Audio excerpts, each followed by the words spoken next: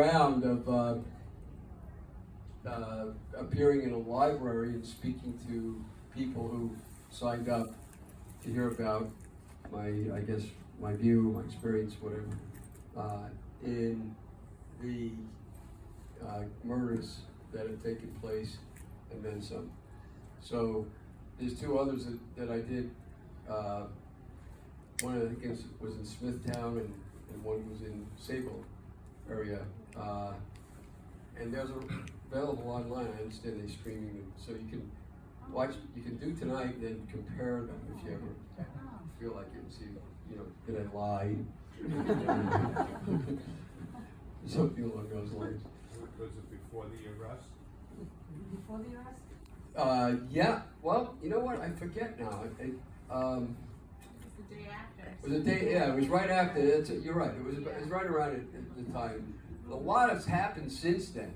Yeah. So I'll talk about some of that tonight. That might be helpful. Yeah. All right, might be, because the rest of it, a lot of it is well known. If it isn't, you can see it already. So we'll maybe blend it that way if I can. And maybe tonight my approach will be a little different too, in that I'll try to end it earlier as far as my presentation is concerned, and I'll put it out for questions, and then or for comments, and then I'll bounce off of those with you, okay? And maybe we can work it that way too. So store up your questions, get ready for that, all right? And I will try to answer them all. Well, I guess I could start with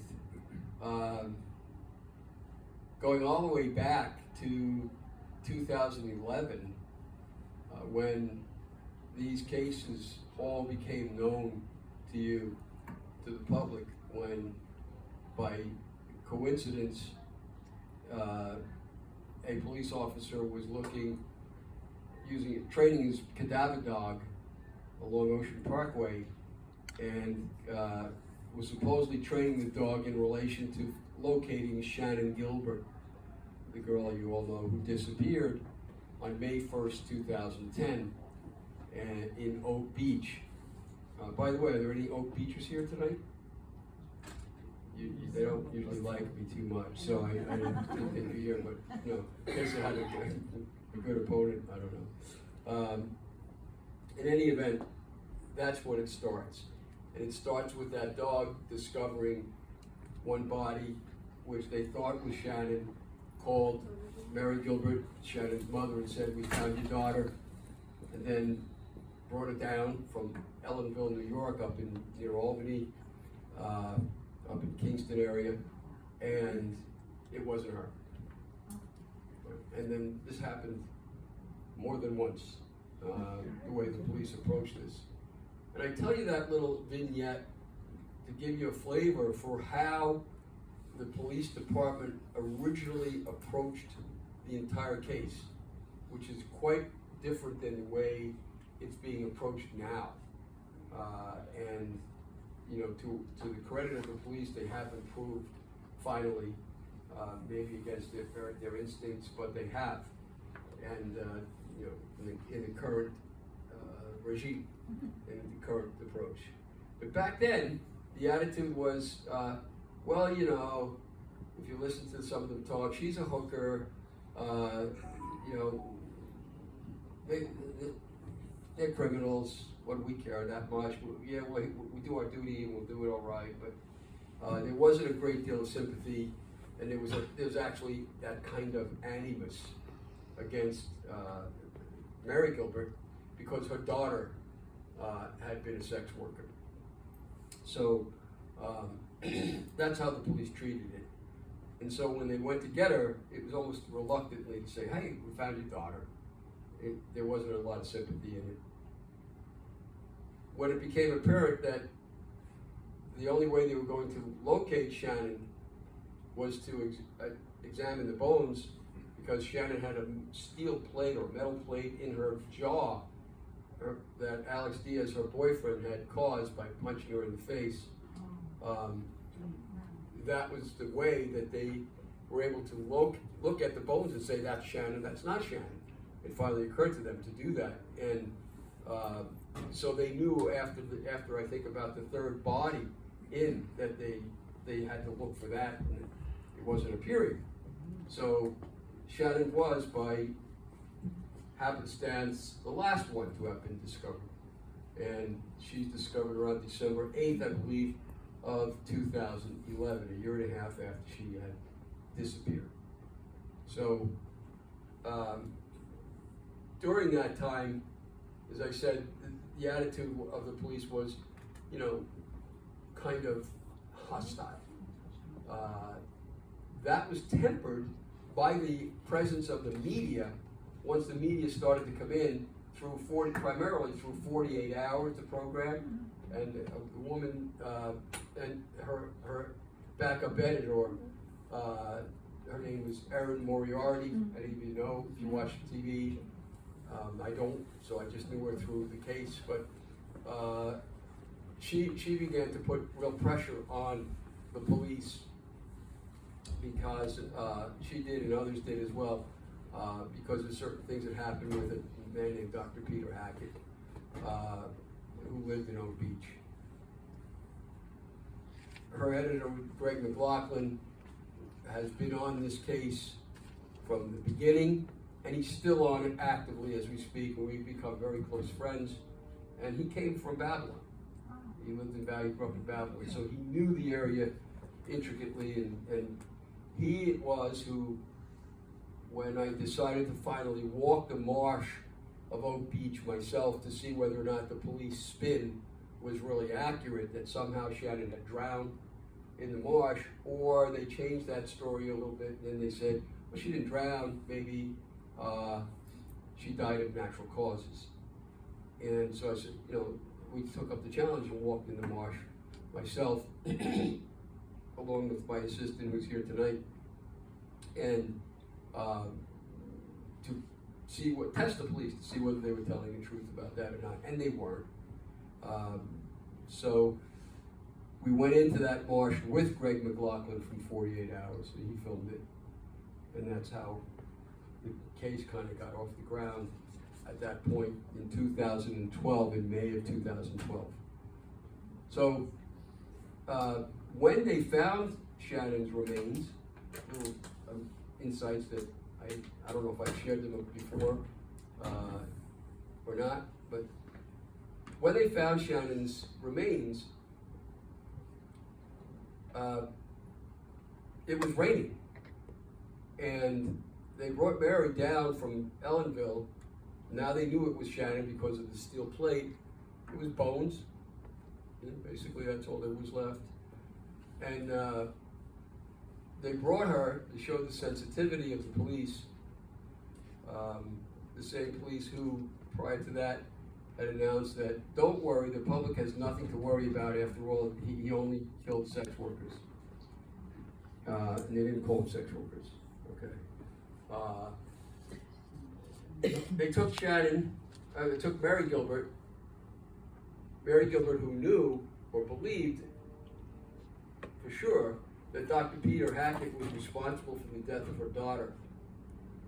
And they took her to Peter Hackett's home and took her up on the platform, which was built on the top of the house, the very top of the house. And they took her to his house to show her where her daughter's remains were found. They took her up on top of the house, apparently he allowed that, I guess, and pointed out, and you could see from Hackett's, I went up there, I've been up there, you could see into the marsh and could see exactly where she was found. So the insensitivity of that was stunning, and one of the side benefits of it was, though, that as Mary went up the staircase of this beach house, which was really poorly kept and really a mess, she could see into the main part of the house, which was all glass and closed by a deck, and she could see that they were sanitizing the entire house. Everything was, all the furniture was covered. There was a real strong smell of Clorox, and you could see everything in the house had been repainted or covered up in some way. And so Barry took note of that. But in any event, that's the way they approached it in the beginning. So, I guess you could say anybody in this case had their hands full right away with the attitudinal position of the Suffolk County Police Department on this score.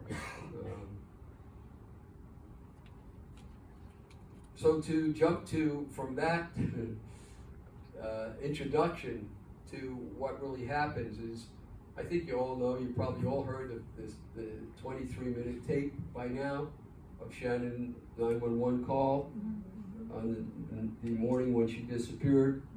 And if you haven't, you need to. It's worth listening to over and over till you get a real sense of what happened. Something the police never did, by the way. And then you'll know that the spin that the police department put out on what really happened was really all wet, was really wrong. That kind of opens you up to what happened for the next few years, where there really was a struggle between Mary Gilbert's forces, which were her daughters and me, and the attitude of the police department. That's what held this whole thing up for 12 years, until finally this Hoyerman gets bagged in July 13th, to be exact. Well, what do I mean by that? I suppose we can delve into that a little bit. I came to Mary when we met through a reporter from the Daily News named Steve Barcelo, who grew up in Iceland and was reporting on the case and had actually done preliminary investigations on the case. And I had been on if any of you remember the Medford pharmacy murder, back then, the guy killed 5 people, just walked in and blew them away senselessly over trying to get oxycodone from a pharmacy that was a dealer in oxycodone.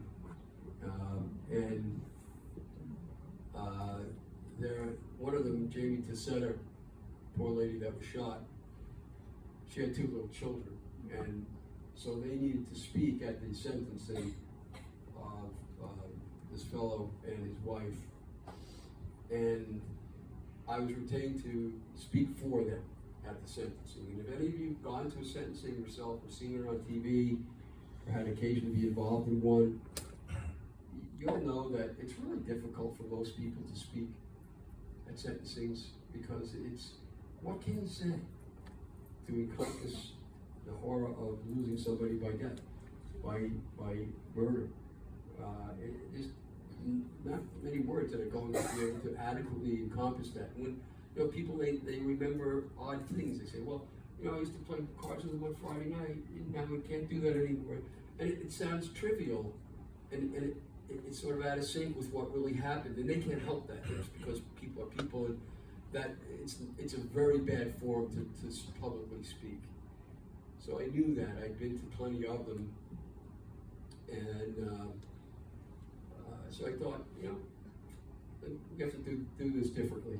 And my approach was, instead, that I would channel the 2 children. They couldn't speak for themselves. And who wants to listen to another boring lawyer get up and ramble on about something rather than that? It's meaningless. I had Judge Jimmy Hudson, who was a sensible guy and also a man with a great deal of sensibility. And I knew my mark. He was the one that was going to sentence. So I channeled the children. I became the 2 little girls. I played Barbies, did things like that. And, it worked. It worked very well, because Judge Hudson was moved, and he really threw the book at these 2 people, which is what he should have done. So when the sentencing was over, Barcelo approached me. Now, I've been in the press a lot, probably don't know that, up until then, and so I knew all the guys that were in the jury box, the press, filming or writing down what was going on. And so we all got together and kind of chatted afterwards. And Barcelo said, hey, I have this girl Mary Gilbert's my friend, and I'm working on it. She might need you. Can you meet with her? So I did. I came to Iceland, and we met in a bar in Montauk Highway somewhere over there, restaurant, and we hit it off right away, and I told her I could help her out. Well, how at that point? Well, she was really disturbed that, and wouldn't you be, that the police had announced several days before they found Shannan's body, they had announced that Shannan had drowned. The police commissioner had actually, Dormer, his name was, had actually made a speech that she had drowned. And they hadn't found the body. How in God's name would they have known that? Said Mary. And she said, my daughter wouldn't have drowned in the marsh or anywhere, he was talking about in the marsh. And that was because they had found some of Shannan's clothing and items that Shannan owned. They said, aha, this proves this is very likely that she drowned. You could tell from that the incompetence that Mary was experiencing in her relation with the police. And she was frustrated as could be. And then finally, they find Shannan, and not only did they bring her up on Hackett's house, and then they announced that, well, she died of some natural causes in the bushes. And when the items that she owned were found behind Hackett's home, just maybe catty corner or behind his home, in the marsh, they were her jeans, her pocketbook, her cell phone, the cap of a perfume bottle, and her wallet. And there was no Shannan at first, that's all there was. And so one of the reporters, I don't remember who it was, said to Dormer, the commissioner of police, well, how did the trousers get there? How did the jeans get there? I call them trousers at home. Right? And the answer was, Dormer, he said it on TV, you can hear it yourself, you may remember it, but he said, well, he said, there's sticker bushes. And the sticker bushes put them off. Sticker bushes, yeah. The brambles, okay? And so in other words, as she ran through the marsh, the sticker bushes were, it's like a cartoon was going on from, Alice in Wonderland or something. And that's what he said. So when she heard that, she said, what kind of an investigation is this? It makes no sense at all. And rightfully so. That was ridiculous. So, first of all, she wore tight jeans. How in God's name would that ever happen under any circumstances? And to this day, we don't know exactly in what condition and in what position this was found, these things. Whether they were, in a pile, neatly stacked. It depends who you talk to. The police have never said. So I know where they were found because when we went back there walking in May of 2012, early May, so we went in the same conditions that Shannan would have experienced if she had walked through there, if that were really true. We found all the little flags that were markers for where they found these items. It was kind of in a big circle, in a rise of the loam that was in the marsh. So it couldn't be. So what we concocted, our plan in the bar was this. I would come in, because I have a good pull with the media, we'd be able to get a lot of media, and we would hold a press conference at Oak Beach in the parking lot, and we would call for the Suffolk County Police to get out of the case and turn it over to the United States Attorney and the FBI. And the theory I came up with was, well, she's found in wetlands, which that federal government has some authority over wetlands, so that would give them jurisdiction to step in.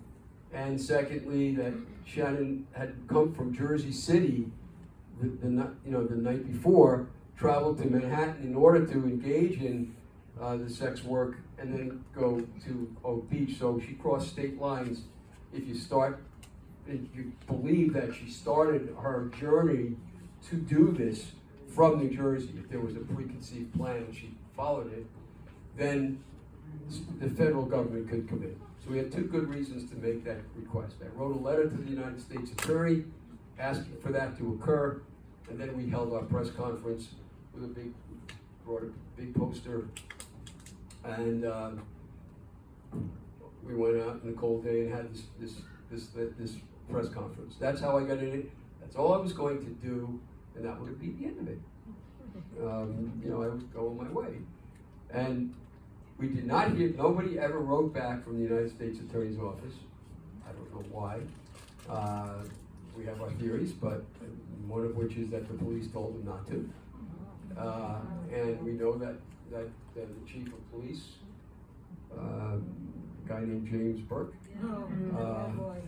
everybody cringes when I say that name, right?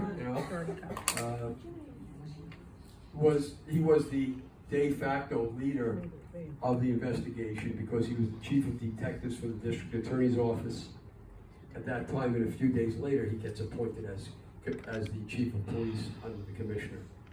So either way, he was in charge, and he suppressed the involvement of every agency except the police. So there's a really good chance he just told the FBI, step down, don't do anything. We never knew, but that's what we asked for. And I took the unfortunate step of being, myself, and so I called Commissioner Dormer. I said this was a Pink Panther investigation, and he was Inspector Clouseau. And when I did that, that made the police very angry. It didn't sit well, but that's what triggered, believe it or not, all the rest of the story. And what's the rest of the story? Well, I went home, and that was the end of all I had to do. And a few days later, right away, I received a letter from a detective from Suffolk County Homicide named Vincent Steffen. Detective Steffen was as we came to learn, he was kind of a standard guy that, he went by the book, and he made sure he did everything the right way. He's that kind of a guy, and a perfectly good way to be in that kind of a thing. But he went by orders. And he sends me a 2-page letter, single-spaced, written on not Suffolk County PD stationery, but on the Detectives Association stationery, the Detectives Union. And he, I think, was a vice president or treasurer or something like that. And that was passing strange to me. And in the letter, of course, he excoriates me for my press conference and what I had said at the press conference. And says, you're all wet, you don't know what you're talking about, here's why. He did it in a polite way, but it was, decisively, you don't know what you're talking about. And then the second page was devoted to the great work the police had done, and they had worked with all the other agencies. There was no problem. The FBI had come in, and they had flown a wonderful helicopter over the place, and they had done everything you could do, said he. So there's already one thing wrong, and that is, why is this guy writing to me? What does he care about me? I mean, I held a press conference. Who the hell am I anyway? And the police had, nothing but total disregard for me because of the way I dressed. So, and I don't blame them, but that's another thing. They did it. And so why would they care about what all right, I held the press conference, it's 15 seconds of fame, and it's over.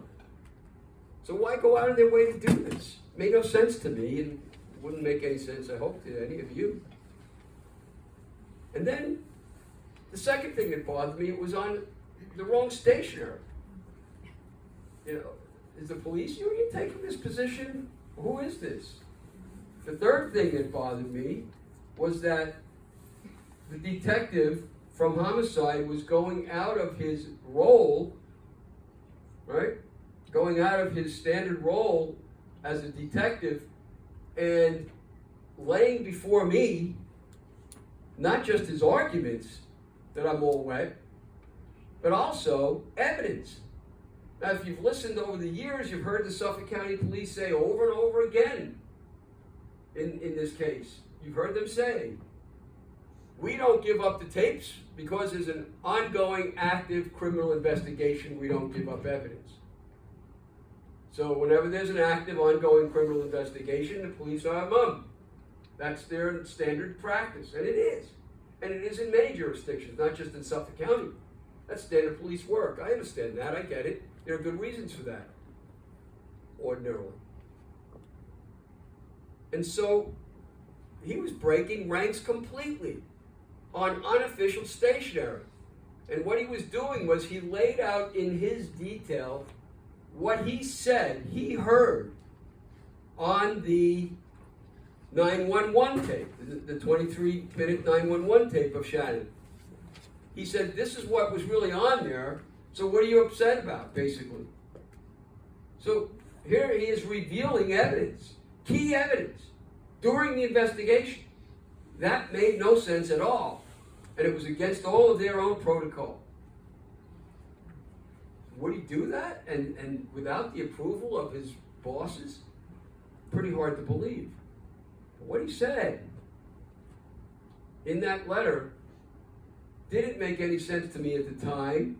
I thought there was something wrong with it, but I later discovered in two different instances, once with the medical examiner's meeting, and once when I finally got the tapes myself, through fighting them in court, I found out that he was lying over and over in the letter about what was on that tape. Not, a matter of interpretation, not, reasonable people differ about how you read the evidence and how you understand it. They were lies, outright lies. And what were they? They were, at no time was anybody upset or excited, said he. At no time did was Shannan Gilbert excited? Was there any kind of a strife? Everybody was calm, he said, and he said that nobody else was upset either. Shannan wasn't in fear of her life. Shannan wasn't in danger, and that was it. You heard the tapes. If you listen, I hope you did. Does that sound true? What would you call that? I mean, it's just a lie. I don't know how else you explain it. You gave it a better word. Yeah.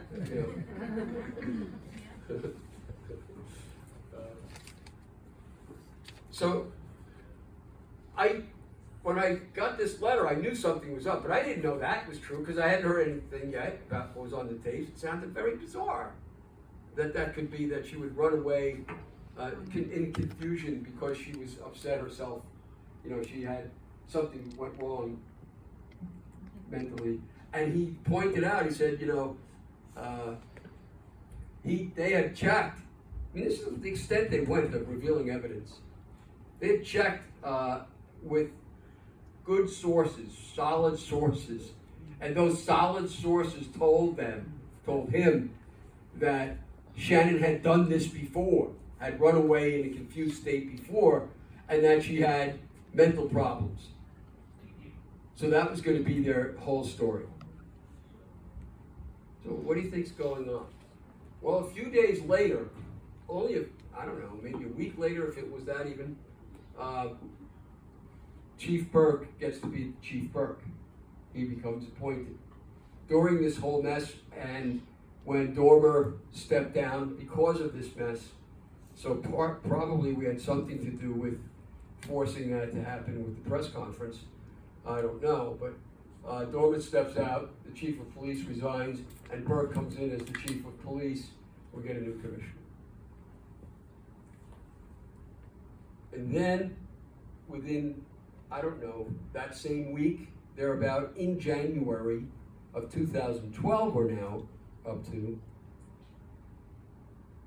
that letter appears in Newsday in a big, bold block in the op-ed part of the paper, or as a letter or something.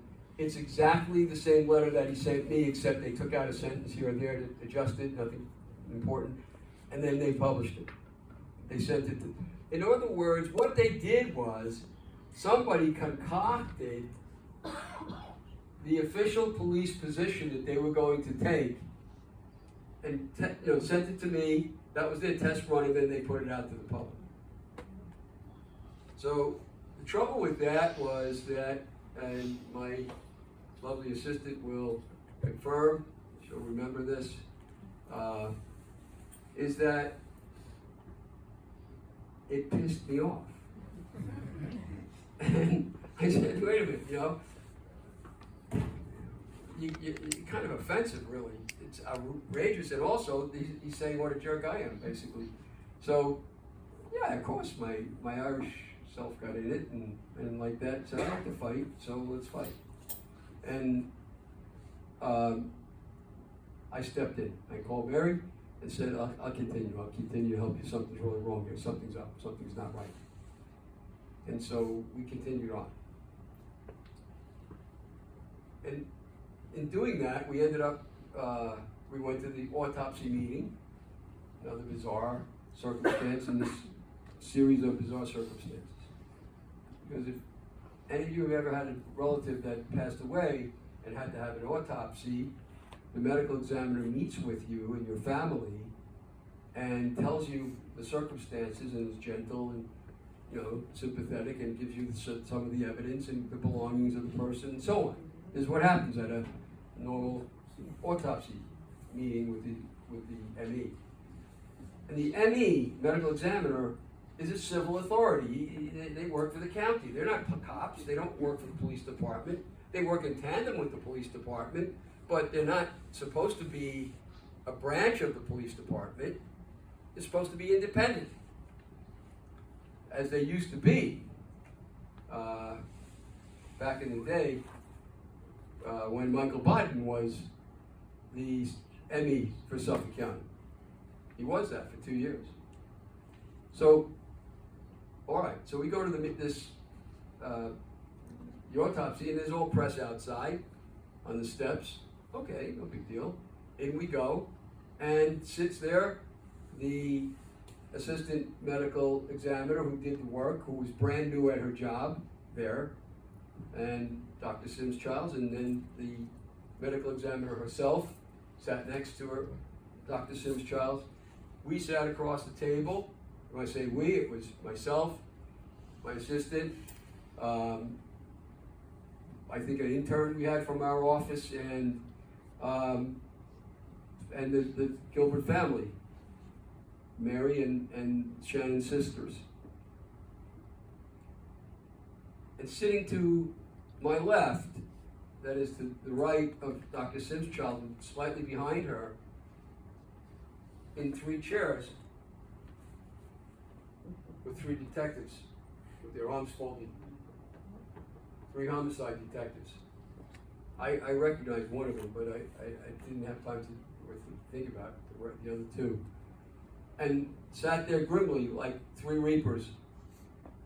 And whenever I would ask a question that had any kind of poignancy to it, which you can be sure I didn't ask many really good questions because I didn't know much about the case at that time.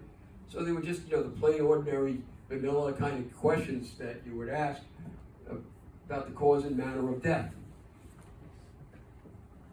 But when I asked a question that was somehow pointed, she would get out of her chair, go over to the detectives, they would whisper together, she would come back and say, I can't answer that question.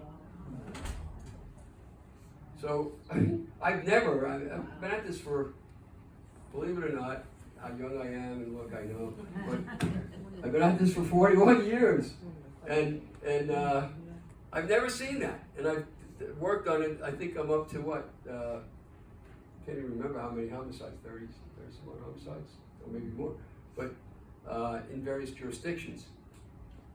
I've never seen that. They were in control of that meeting. It's not their meeting. They shouldn't even have been there.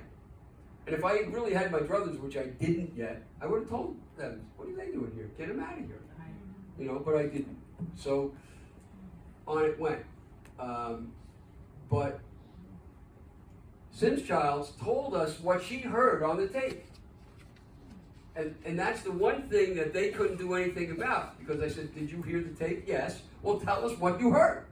And she had it all typed out on these nice, neat papers that she said at the end of the meeting, I'm going to destroy these papers. And I said, wait a minute, hold it. And I would talk to the medical examiner and say, you can't do that. That's a violation of law. I'm going to go right to court. Don't you dare destroy them. And so they whispered again, and they came back and said, okay, we won't destroy them. They destroyed them. They're gone. Nobody can find them. Okay? But those papers, she had to report what she had written. And so she reported. And she said Shannan was upset. And there was a struggle. And there was trouble. She didn't go into all the details that we now know. But she completely contradicted Detective Steffen's letter. Now I had it cold from the horse's mouth, as it were, what she heard. And so we knew something was really wrong. Had I known to ask better questions, maybe we would have even been further down the road. But one of the questions I did ask, because I looked for it, was, how did you do with the hyoid bone? Why did I know that? Because in homicides, if you strangle somebody, right? From here, there's a bone. Right in here. It connects nothing. It's the only bone in your body that does not connect to another bone. And it's called the hyoid bone. And when women are strangled, there are studies that go all the way back to the 19th century of women being strangled by being hung, criminals who were hung, or, murdered. And 90-some-odd% of them, the hyoid bone is fractured.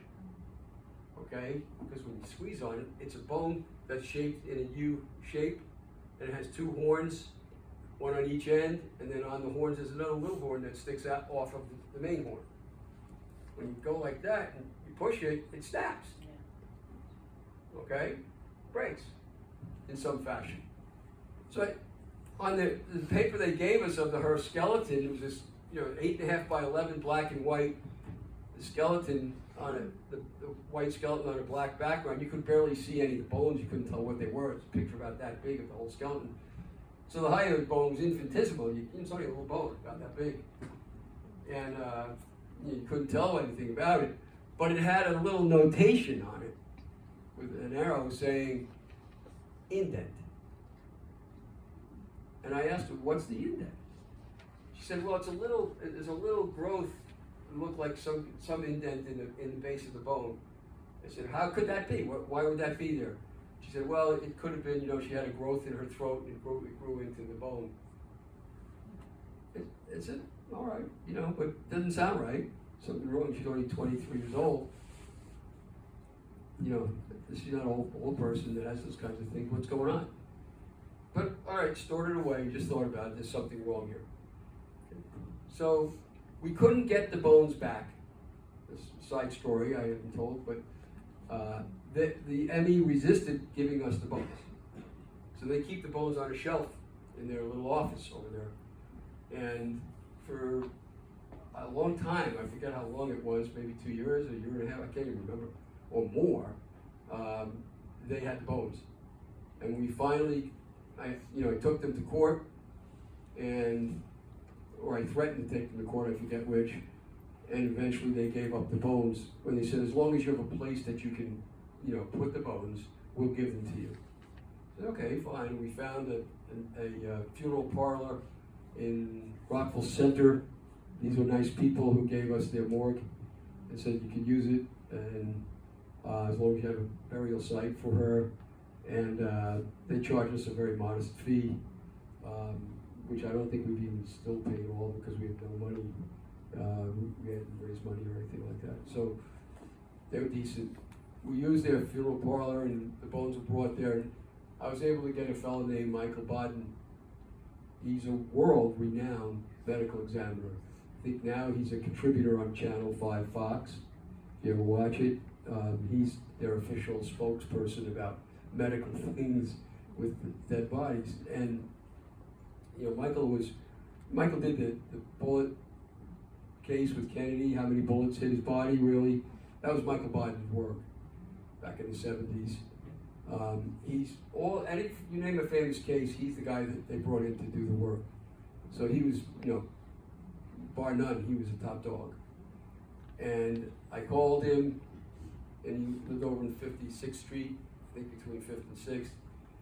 And I went to see him, and we hit it off well right away. I remembered him, I don't think he remembered me, because I was a young guy when, you know, just starting practice, when he was working.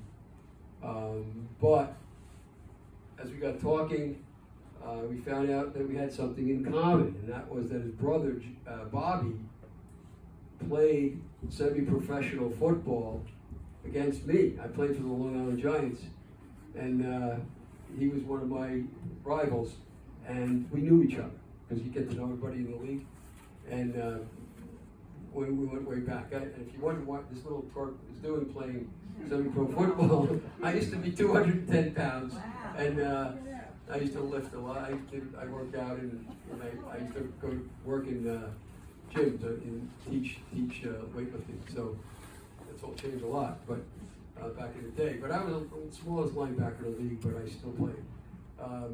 Anyway, we hit it off really well. So then he said, "Okay, I'll do it. I'll do it for free." So off we went. These are kind of nice little coincidences that have occurred throughout this case. These kinds of things. There's so many of them. I couldn't spend the whole night collecting up all these amazing coincidences. And so we did the autopsy, and we found the bone. We laid out all the bones. And there was with me Christina Corbin from that time Fox News, and now she's with ABC 2020, still working on the case, great lady. And we looked at all the bones. Bobby was there, and we laid them out. And here was the hyoid bone. The hyoid bone had a little hole, like a circular hole, not like, it was a circular hole, that went right through the base of the bone from one end to the other. It's a thick bone. What is that doing there? That's not an indent, that's a hole. Why did they call it an indent? That was a false representation, it was a hole. And what was not noted by Dr. Sims' child was that the horns were broken. The little horns on both of them were gone, and the horns were rough edged on the top. As if you see a real hyoid bone, it's a thin horn. It's gone. It's missing. It's been fractured. So Biden makes the report, and we held a press conference. He held his own, I held mine together. We held them in tandem, saying she was murdered. And Biden says her death was consistent with homicide and not consistent with natural causes. So he went out of his way to make that a separate point. Okay? Now, up until that happened, when we did that, the police were completely, I was anathema to them. That was it. We held that press conference. It was profound, really. And that same day or night, at home, I get a call from Lieutenant Kevin Byra, who was by then the chief of detectives.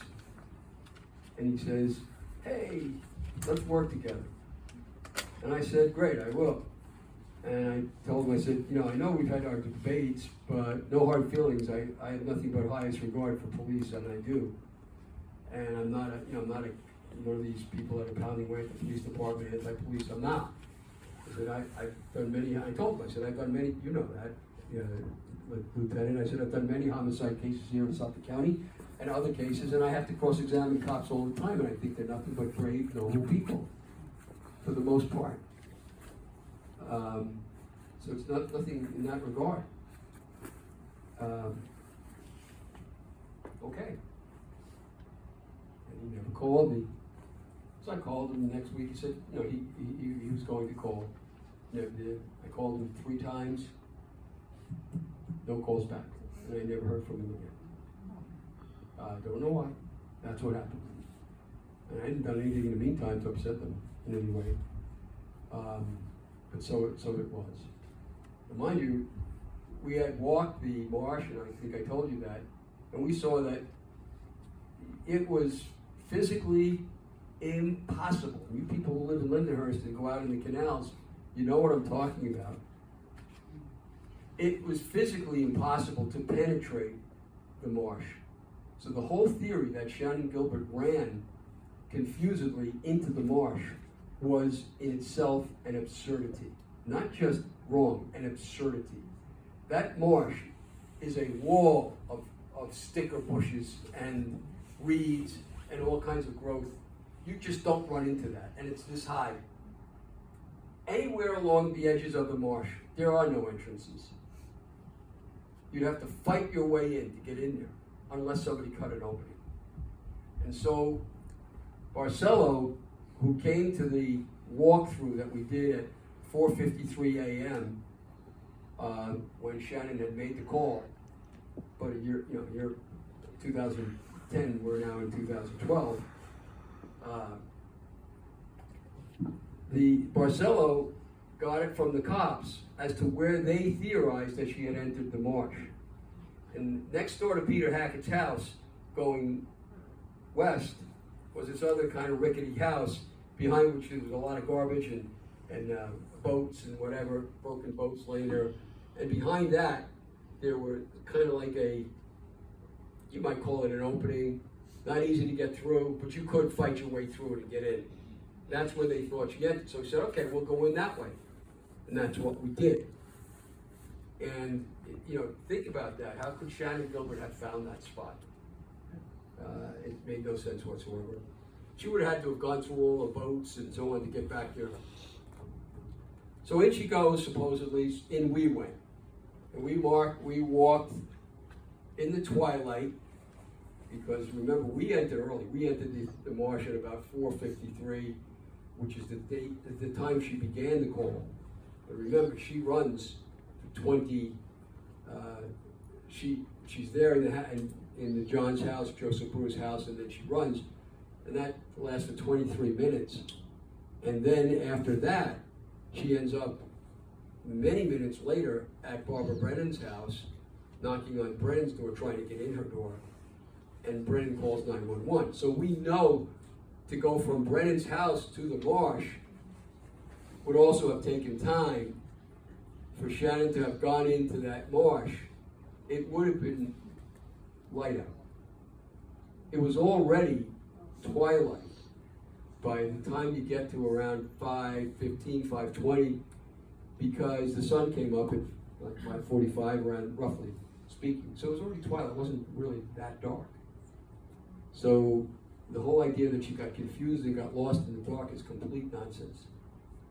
So we went in there, we walked it, and we had worn, we put on camouflage that we bought Vietnam War clothing we had to sign for and all, because Dora made it sound like we're going into a horrible, jungle. I mean, I've been a lifeguard, so I knew this didn't make any sense by saying, well, this might be a really crazy marsh, who knows? So we bought all this equipment. We bought iridescent green boots so you could see us if you got lost. We brought a rope, and then Greg McLaughlin shows up in sneakers and his camera, and he's a brave guy, and he follows us in. So in we went, and we found out, no, this isn't at all what it's like. In fact, there's reeds, right? Some of the reeds the cops had cut down, so we always stayed where the reeds were high so we would replicate Shannan's alleged walk.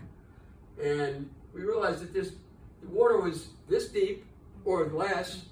In most places it was loam, and the reeds there was still from the year before, so you could snap your way through them in May. And to the left you could hear the cars driving on Ocean Parkway, and you could see the lights. To the right were the houses of Oak Beach, and you could see into the houses, and you could see the people sitting there drinking their tea for the morning or their coffee. So to say that Shannan got lost somehow, completely unawares of where she was, and just dropped dead gave up is absurd. Absolutely absurd. And they still maintain it as we speak. And so we found the pathway eventually to Shannan. It took us about, I forget, maybe 45 minutes of walking through this. And here and there were these little mosquito canals. They were about, as wide as my hands right now, and maybe as deep as the top of your boot. Sometimes maybe a little deeper. But over all of those, there were plenty of boards and what laid by people who go in, their kids, I guess, hunters, whatever, duck shooters. There were plenty of places that human beings were. It wasn't a complete wilderness. And so we walked across the canals. And anybody wondered, how could Shannan's body get carried by any human to the spot where it was finally found, deep in the heart of the marsh? I've been in there several times, and I know a strong man could do that with a little body, but more importantly, two people could easily do it.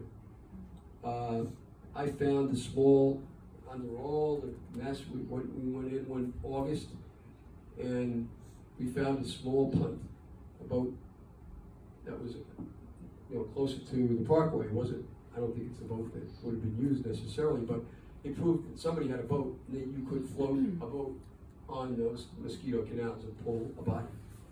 So, that's a possibility. I don't know if it really happened, but it's a possibility. So you get it? There's a lot more to it all, isn't there, as I go along here, than first meets the eye.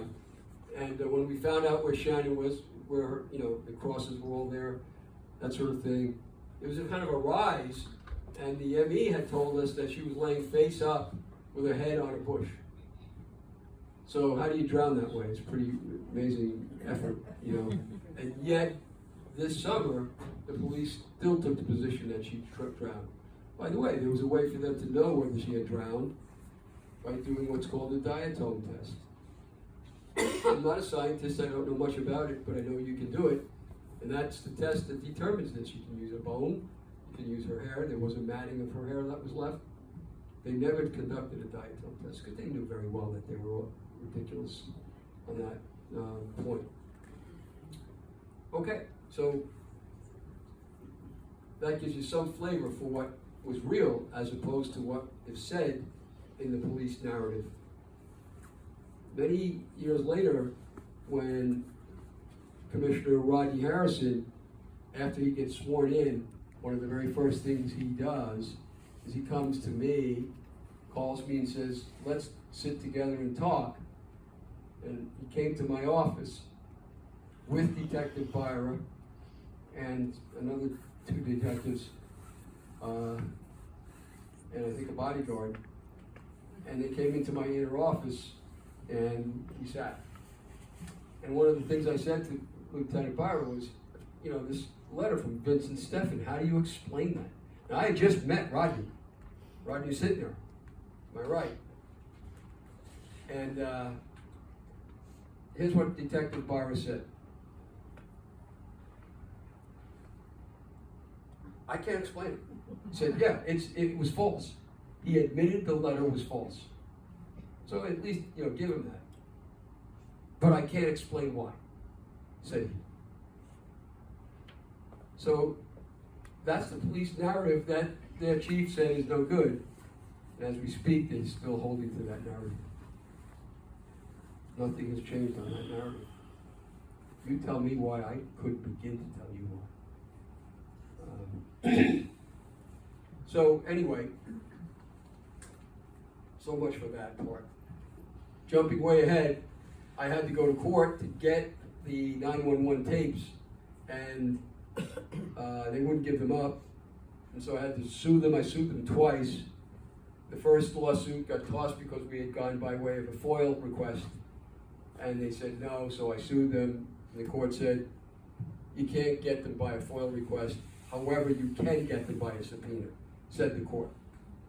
And there was a case, the reason the court said that was while our case was pending to get these things via a FOIL request, the appellate division in Brooklyn made a decision in a case called Brown dealing with Suffolk County. And, going to help? you again.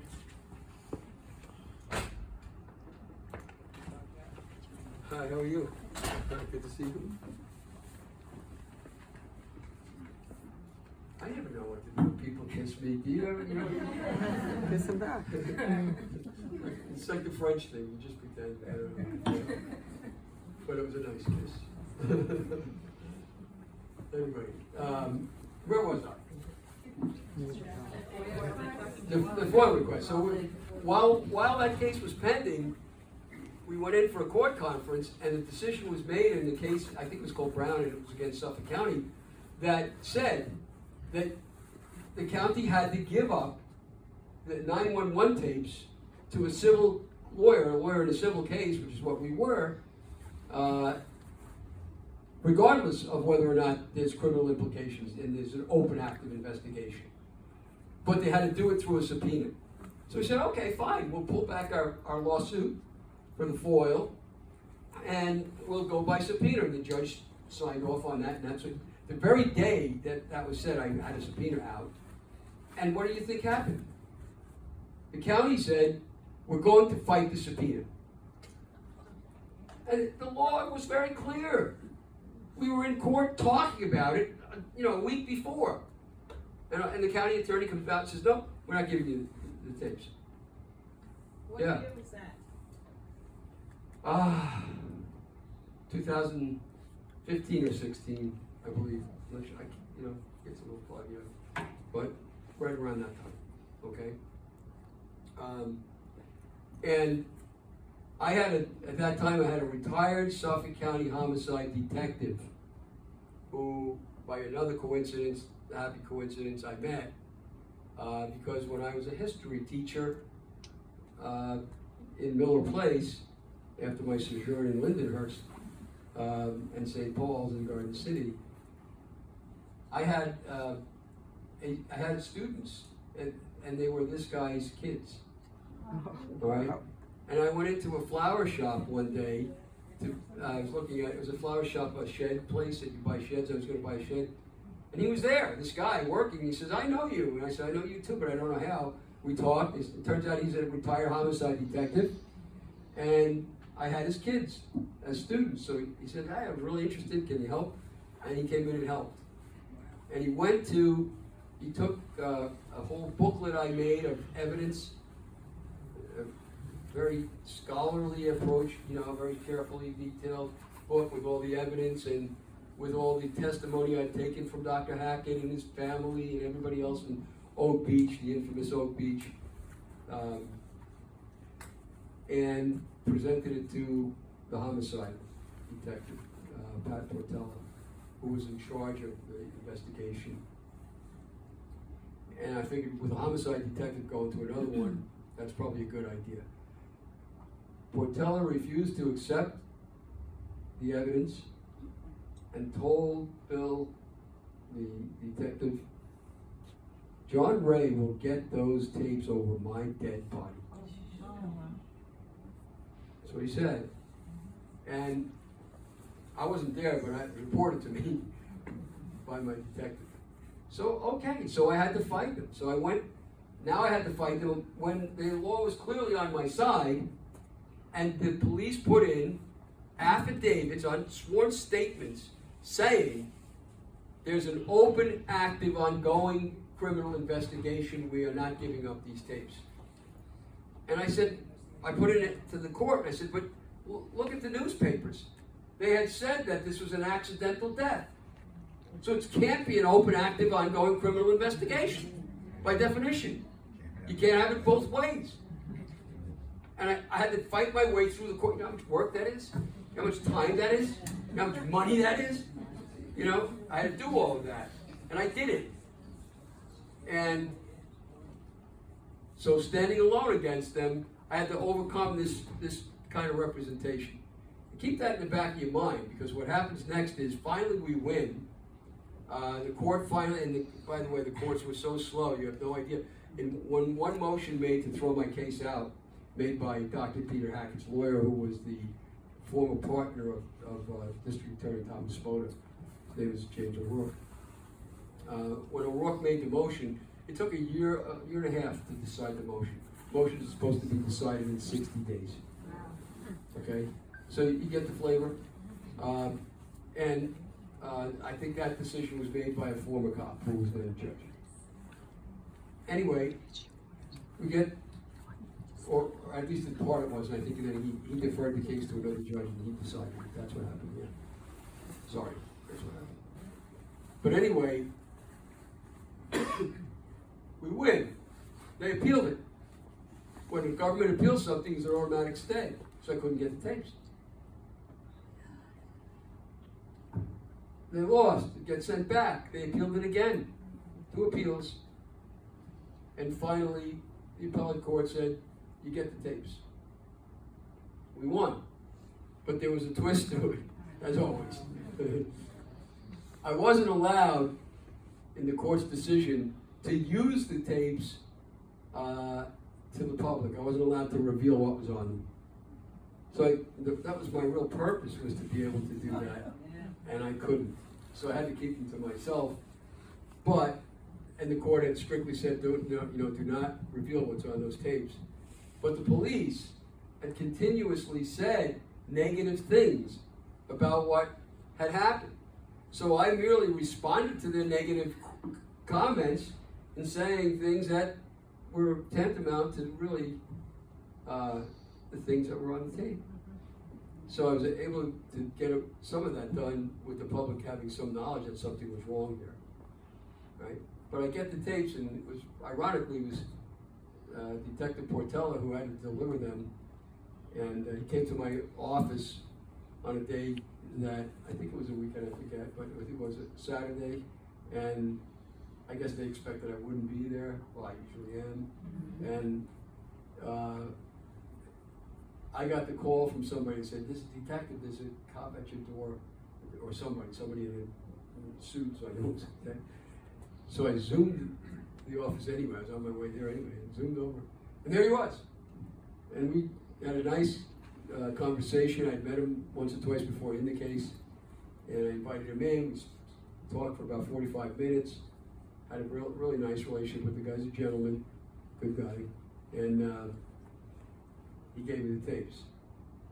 And I said to him, "Sarge, you're still alive." But he didn't get that joke. So anyway, we got the tapes.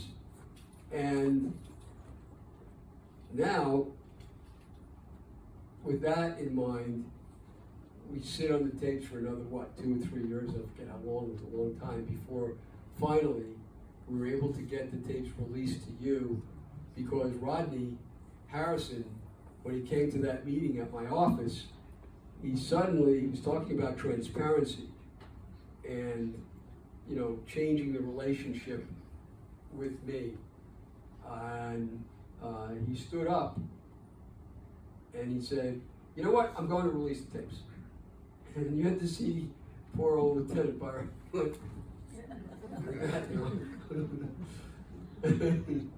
And he said, "Yep, I'm going to release the tapes." So I said, "Great, we're getting where we want to go." And eventually he did. On May 13th of 2022, the tapes were released by the police, but not without another twist. Right? There's always a twist, right? And that other twist was that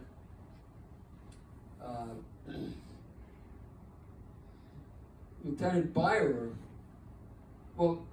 they held a press conference at Suffolk County Community College in Brentwood, big auditorium there.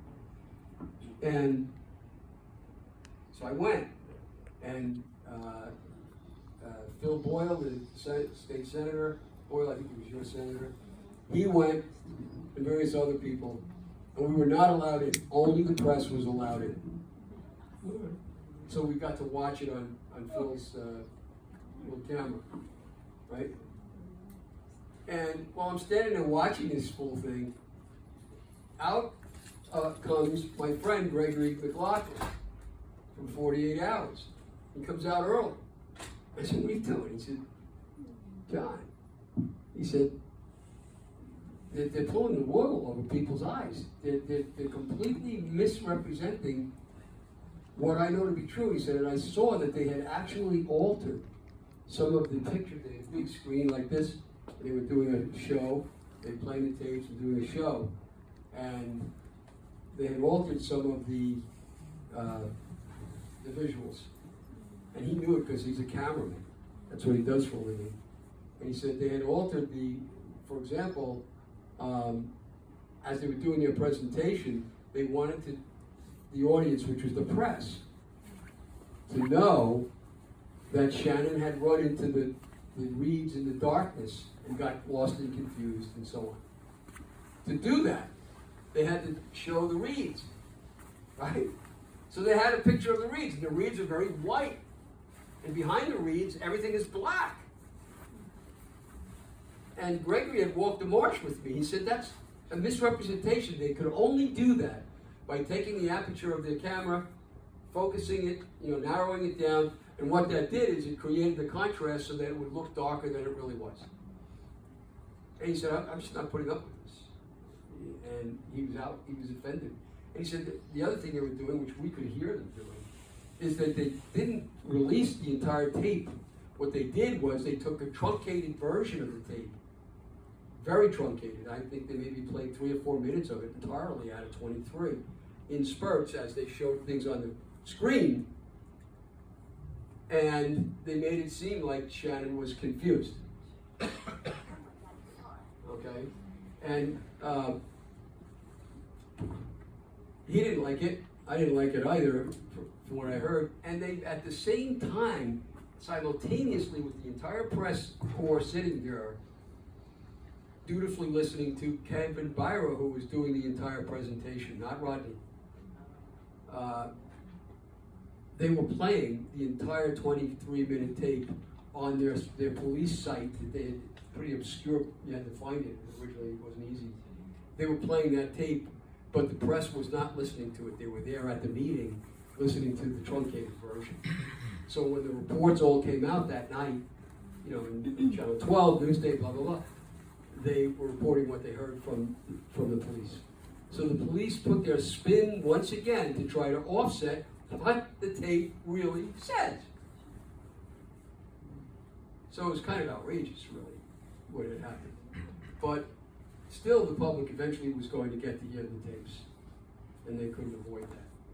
So does that give you some real flavor for what we're up against, up until the change came? And, I admit that it's hard for the police to swallow that an outsider comes in and kind of second guesses them and, basically says that they're not telling the truth, and fights them step by step. They expected to wear me out. They expected me to go away, and I didn't. So here I am. There's so much more, but I promised you I wouldn't do that. I don't know what time does this end? 8:30. All right, so we have right about that time for me to open it up for questions. But with that flavor in mind, there's much more. But I hope that gives you what we're up against in trying to solve this case. Final point. Rodney comes in, and the task force is formed, and Ray Tierney comes in as a district attorney, and they put together this joint task force, and things suddenly change. I hope you notice one thing that didn't change. I see a lot of females here tonight. Majority of you, actually. So you'll appreciate what I have to say. But did you notice something was very odd about the entire investigation? Well, if you've ever been involved in law enforcement, you would know that typically when there's a sex crimes unit, right, in the police department, there are females. They always have a female. These are all sex crimes we're talking about, and there was no female. And to this day, there was no female. And I thought that was pretty offensive. And it seemed almost deliberate. Maybe it was. And so when the task force was formed, we now know from Rodney and from Ray, we now know that The one who broke the case open was a police officer from the New York State Police that was able to put together to intersect the avalanche that Hoyman was driving with the phone calls that were pinging off the tower in Massapequa, and put all these things together and focus it into his own and so on, was a woman who did that, okay? And so the woman broke it open. I don't know if that's a coincidence or not. You tell me. What do you think? You're being nice. But so it was. So once that happened, things moved fast, and we now know we've pinned down this very evil man. That the scale of his evil is stunning. You don't even know all of it by any means yet. Listen, wait. But in any event, things have now changed, and so up until this week, things are going in the right direction. And ironically, I mean, I wasn't really, think about it, I was a lawyer for Shannan's family in the lawsuit we brought against Dr. Peter Hackett, which is still pending. And that lawsuit enabled me to do the investigative work that I could do legally. I could subpoena records, I could subpoena people. I took 20, I think I'm up to 21 different depositions I've taken from the Oak Beach people and the Hacketts and so on. From the driver Pack, Michael Pack, Joe Brewer, the John. I've done all that. The police didn't do any of that, I did that. The police did not interview many of the witnesses at all in Oak Beach, I did. So, those things happen, those things kind of build up to where we are. But I guess I digressed, but the main point being that more and more information is coming, but I was really collateral. I was just, the case that the police said and the average press agreed with was not even a murder case. So, kind of off to the side. But Jessica Taylor's family members also stepped in and had me, asked me to represent them, and I did. Another victim in the family. And we had already begun to expand our scope in looking at the other murder victims and the circumstances of that. It wasn't really my scope originally, but it grew to that eventually. And so that's opening up. With the advent of the task force, and particularly of Rodney Harrison, more and more information started to come. And when they made an arrest of Hoyman, I figured, okay, we'll be put in the background again, because they found the guy. They at least for the three that they arrested, the three that were killed, for which he was arrested. And just the opposite happened. All of a sudden, the phone was ringing off the hook, so to speak, of other people coming and calling me and saying, we want to talk to you. I'm afraid to talk to the cops. I don't like cops. I'm a sex worker. I don't cooperate with cops. They scare me. I'm afraid of the people who are still out there who might try to hurt me. So let me talk to you. I trust you. I like you. I'll talk to you. And that's how that all developed. And that happened over the summer. So that more and more of these people were calling me, and the evidence was coming in. And so I opened the door for that. And finally, apparently the work that I was getting, and some of it we were dutifully turning over to the police with the permission of the people who called me, never just, second guessing them. We thought something would be happening, and we weren't sure. So I thought maybe they would kind of just putting that work that came from me on the shelf because it came from me. I wasn't sure. But then Rodney Harrison kind of made that clear, what was happening, and he asked me to hold a press conference with him, and I did.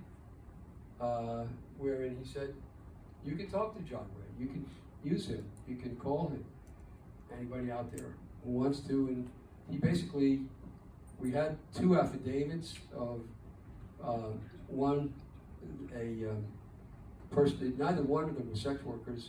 One who was a taxi driver, and the other one who was a swapper of partners, sex partners.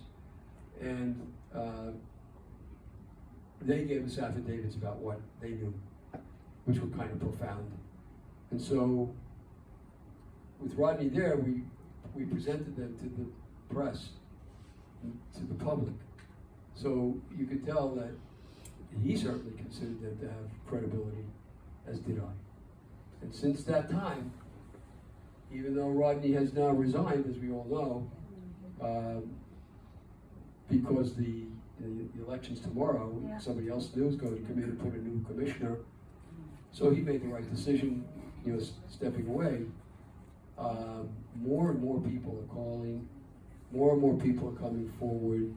I've gotten 2 more affidavits, and several other people who gave us oral statements of what happened there and there. And as I said, the scale and scope of this man's monstrosity is not yet known. It's not only murder. I shouldn't say just murder. It's not only murder. It's the intimidations and the stalkings and the harassments and the cruel, vicious, ferocious personality that this man emanated everywhere he went. It's stunning. Pardon me? I went to the arraignment. And I and my assistant, we sat in the 3rd row. We were allowed in, and he came in and he walked in. And, you would say I was where you are. He walks in like this. He does this. Oh, gosh. Very slowly, and then he turned back. And you could see a smirk on his face. It's ever so slight, but it was there. I watched for those kind of details in cross-examining people all my life. I watched their, and I always tell people, don't watch their eyes so much. Ever since the terror is in his eyes. Yeah, there's fierceness there, all right. Watch the mouth, because the mouth expresses. Yeah, that ever so slight turn, like he was staring at the world. Wow. Which, once I learned who he was from all these other people, it made perfect sense. So that's what we're dealing with. That's as much, I laid out a broad, I guess, basis for you to understand what we're working with and against. I sure hope that the police department and the law enforcement people will continue to broaden their scope, broaden their view, and accept the work that I've done and accept the people that have called me. I'm not out pounding the beat the way the cops are, or should be, knocking on doors and looking for witnesses. I'm in my office. They're calling me. And I'm just doing what I should do when they call me. And that's to listen to them, take notes, and then ask them if they want me to present what they're giving me to the police or not. That's all I'm doing. And let's hope the cops don't just veto that, as we go along. Shannan, you told her? We don't have enough evidence, ma'am, to determine that. All right, so I'm just done now. It's 8 o'clock. You've got a half hour to bang away. You want to? Yeah. All right, go ahead, ma'am. It seems to me, with what you're saying and what I've read, that the police department, they're all kind of hiding or protecting each other. And it seems to me that there's more to it than just this Harriman. That's, the one guy that was involved. I think that they're going to find out if they do this investigation properly, that back in those years, the police department, some of these guys were involved. And I did read The Maze by Nelson DeMille. Did you read that book? No. Well, you should read it. I've heard of it. It's kind of interesting, to see. To me, why would they all be so protective of each other? And, not wanting to put out any of the information. Yeah, I mean, he, and the commissioner, isn't some commissioner in jail still to this point? No, the district attorney's in jail, the former DA, Tom Spoda and his assistant, Chris McPartland. And James Burke went to jail, but he's out. Right. And we all know that because he had his thing up on Bald Hill recently. Right. Which, by the way, if you think about it, and I offer this up, it's speculation, it's not evidence, I know, but how could you avoid this kind of speculation? With Chief Burke going up on Bald Hill in Farmingville, that's out east, and I know about Bald Hill, it's where the Vietnam vets thing is, it's 2 parking lots on either side of the memorial and forest, right? And it's notorious for male pickups of males. Just like the stops along right by 52 or so in the Long Island Expressway used to be. I don't know if they still are, but those are places that everybody knew it. If you lived in Suffolk County long enough, you knew it. And I had clients, several clients, who got busted for that thing up on Bald Hill. So we all know that. And Chief Burke was praised in the disciplinary report for when he was busted in rank for his association with Loretta Rickenbacker, the sex worker that he seduced in his police car. He was praised in the report by the Internal Affairs for his acumen, for his really sharp ability to be street smart, to really understand the street. So Burke knew, he had to know, that when he went up on that hill, he was taking a high risk that he would get busted. And you might wonder about all the psychology of that. I don't. What it does tell me is that this is a guy that loves the feeling of risk, right? This is part of his excitement, the risk that's involved in it. And this is the guy that was in charge of your police department for years and didn't go, gentle into that good night. He fought to the point where he and the DA and all those around him who were corrupt went to jail.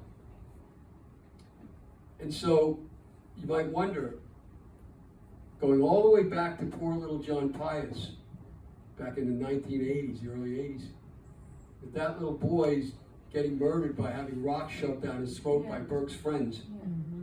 All right? And that's how Burke got his start, testifying about his friends against his friends. That happened maybe for more reasons than that he was about to rat, the boy was about to rat the other kids for stealing bicycles and breaking into homes. That's the theory that was put out by the DA, that was the reason that this happened. And now, when you look, was there a sexual element to this when you think about Chief Burke? Because Chief Burke was not just, he was completely addicted to prostitution. He would go into the city and solicit. We have reports about him being in places where he shouldn't have been, that sort of thing.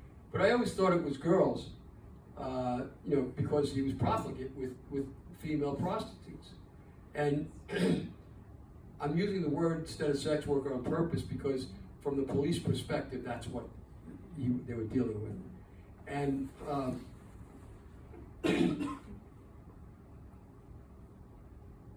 I had information that came to me during the investigation that, including from Loretta, who became my client, that when Burke would have sex, he would dress up as a girl, right? And if I told that to people, they'd all shake their head, go, "Nah, come on, that's just people making up stuff." And I thought that myself. I said, "Is this just a little bit of exaggeration?" That he wears silk underwear, with ladies' underwear, that kind of thing. And so I didn't buy it. I was skeptical about it, but several different sex workers called me from as far away as Oregon or Washington State, I forget which, and had been with Burke and said, yeah, he was very passive. He was passive aggressive, and he would wear girls' things. And then I get we all know the guy, you heard him on the radio. There was a girl that was living with Burke in his house up in St. James, and she was allegedly running a ring of sex workers out of a beeper. And in those days it was beepers, right? And they were going to a house in Ronkonkoma where both male and female sex workers were hired and would perform. And she lived with Burke. But before she lived with Burke, she was cheating on her husband with Burke. And this guy, his name is Guy Malone. Guy Malone didn't like that. He didn't take well to that. So he hired an investigator to go out and follow his wife and found Burke that she was shacking up with. And the investigator, that just by another sheer coincidence of so many, was a woman who I used as my investigator for matrimonials and the like in family court cases. So I called her after Guy Malone came to me and said, "You got to see this record." He had taken testimony from Burke about shacking up with his wife, and Burke denied it. But he had hired this investigator. So I called her. I said, "Hey, fellas, what did this really happen?" She said, "Not only did it happen," she said, "but I chased this guy Burke in a car, and he was completely dressed up as a girl." Right? So, I mean, you know, that's kind of the horse's mouth. That's where I have every reason to believe my investigator. And so now that didn't make a lot of sense by itself, right? Until this Bald Hill incident. Now it makes sense. But what other doors does it, you know, you can laugh, we can all, you know, chuckle at what a clown this guy seems to be, but far worse than that. What does it mean in this case? Where we have a male, young Asian, cross-dressing male whose face is bashed in and laying there in the swamp, in the marsh. You know, what implication does that have? And the second implication, you've probably now seen it on TV, but you know about the affidavit. I gave it out to the press with the approval of the commissioner that Hoyerman was doing swapping, you know, switchies with a girl that he brought along to this little meet at his house, but he went with the guy, right? He went with the witness who gave us the statement, her boyfriend, who was a New York City police detective, and he went with Hoyerman. So when we also look at the child porn issues that were raised when he was busted with the child porn, pretty awful. I mean, all child porn is awful, but imagine this is like really dark, deep web stuff where these kids are being tortured and that kind of thing, and it's both boys and girls. And I have new information that Hoyerman would, talking to certain people, wanted to he got his fantasy, he got off on boys and girls, of children. So when you put that together, is there a much more serious problem with the tenure of Chief James Burke in the police department? Yes, my question is, thank you so much for being here. Allegedly, to use that word, Chief Burke was seen at Ohico Castle Bar with Jeffrey Epstein. And we all know about Jeffrey Epstein with the child sex trafficking. Do you know of any connection, John? I don't. Okay. All right, you know, there's all kinds of rumors like that, and there's, you know, a lot of hearsay. That's a hearsay upon hearsay. Some of it's valuable because some of it turns out to be true, but without evidence, I don't know where you go with things like that. And the other follow-up question I have is, you know, sexual deviance like this, you know, men wearing dresses, men with a very intense hatred of women and misogyny. Has anyone looked into Jimmy Burke's childhood, into Rex Hoyer's childhood, in terms of any like sexual abuse and or neglect they both experienced that may have resulted in both of their heinous actions? I don't know. I mean, I could say that the police are focusing, or had been focusing on the actual murders, right? And that kind of limited their scope. The scope is far bigger, especially with all the information I'm getting now. We're involved in some fashion, all different kinds of people, all different kinds of perversions that are involved. The swapping business is a big part of it. There's a swapping club on Long Island, right here in Suffolk County, that was run by somebody who lived in Oak Beach. I mean, so I don't know what the synapses are ultimately going to bring us, but the scope needs to be widened significantly. Significantly, as you know, or you may have heard that when Shannan runs from Brewer's house after that blood-curdling scream, you can hear her knocking on doors. You can hear at least 2 different places where she knocked on doors before she gets to Coletti. Okay? So if you go up that road, you can see there's 2 houses on the left before you get to Coletti's. And aside from all the other implications of that phenomenon, that occurrence, the house next door to Brewer, the next house up, where she would have knocked, and you hear the knock, belonged to Monsignor Alan Placa, who lived there with his lifelong boyfriend, Monsignor, what's his name? I forgot his name, Reardon. Okay? And that's the door she definitely knocked on.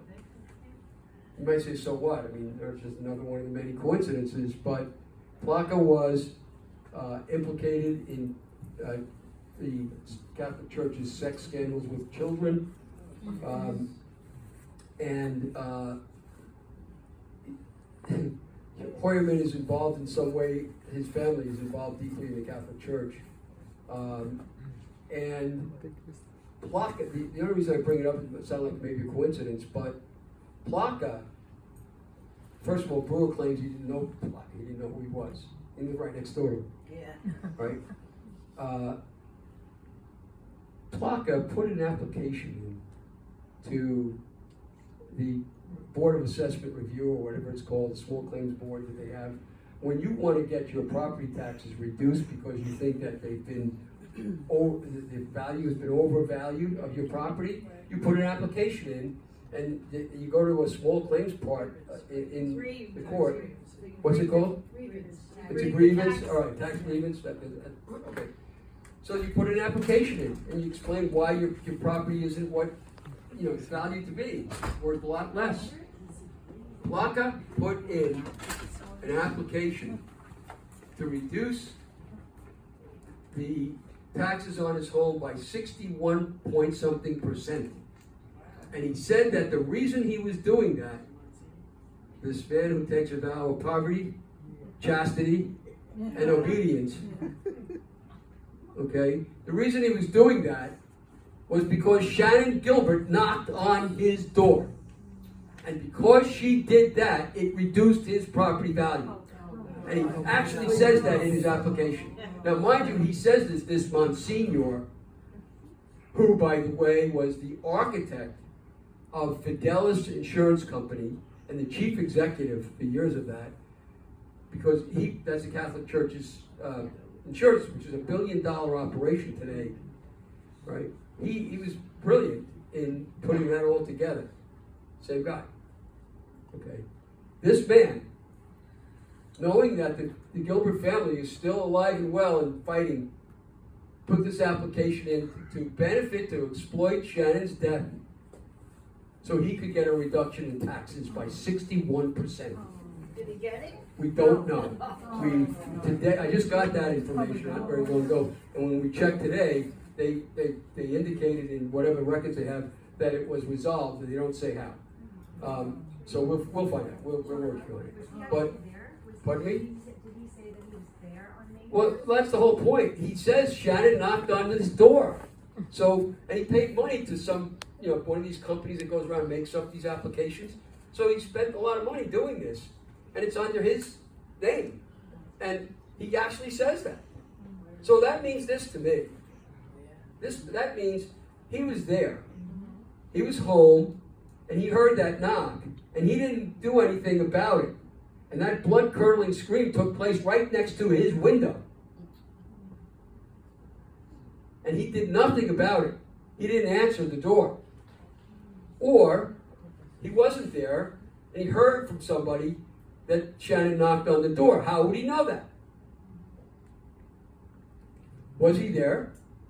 Was he present with what we think are others who were present on Brewer's deck? It's an interesting question. But this guy is, clearly implicated in this child sex abuse scandal of the Catholic Church. And it takes you into whole new fields. Like I said, it expands these fields. I don't know where it takes you, maybe nowhere, who knows, but maybe somewhere. And you consider that Hoyerman's aunt was a Sister of Mercy. She's still alive, she's 103 years old. And she taught at Holy Trinity High School for years, along with the infamous Father Roborto, who abused children there and got busted for it. And, I just wonder what the whole connection of these people really are. Do you think he acted alone? I don't think so. I don't. There's plenty of evidence that he would appear to act alone in some instances that have not been revealed. But in light of some of the other circumstantial evidence that we have, there's a real strong chance that he did not act alone, and that there are others that were involved in this. I mean, think about, if sex abusers like I do, from my work.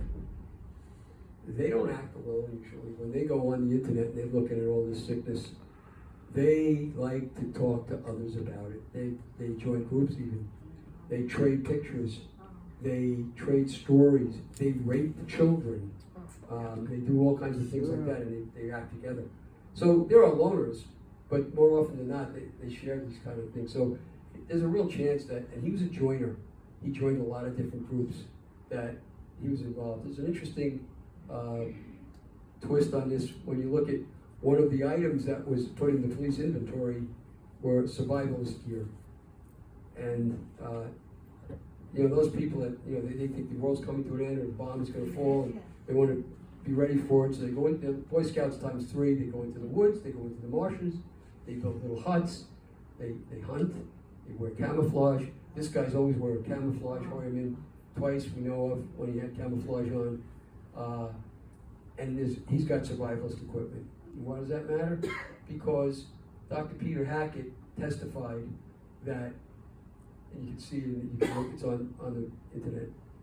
He testified that he ran a company called Survivalist Dynamics, and that he ran it with another man who was involved as a cruise ship captain, and from the Merchant Marine Academy graduate. An interesting connection, I don't know where it takes you, but when Hoyerman's secretary, Enriquez, talked on television recently and said that when she worked for him, he was a hunter, he was a really enthusiastic hunter, and he liked to stalk, he liked to let people know he was following them, he could do that.